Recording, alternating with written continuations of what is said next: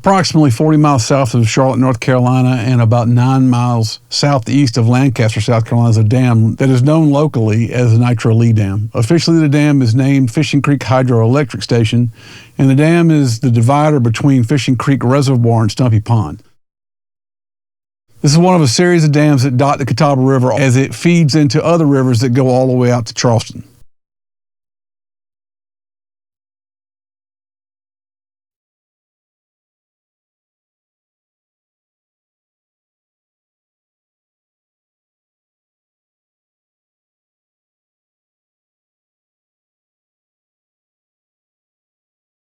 As you're probably aware, Hurricane Helene has caused flooding, power outages, and taken out towns, roads, and bridges throughout the southeastern United States, and unfortunately has taken a large number of lives as well, predominantly in Florida, Tennessee, and Georgia.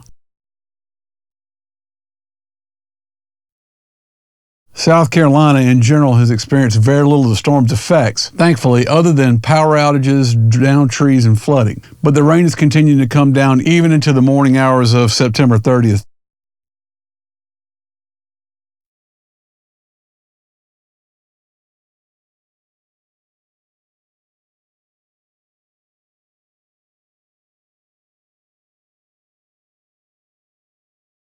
Unfortunately, there's a possibility of additional weather systems that could bring more wind and rain from both the Atlantic and the Gulf of Mexico. Hopefully that won't be the case, and hopefully the hurricane season will come to an end.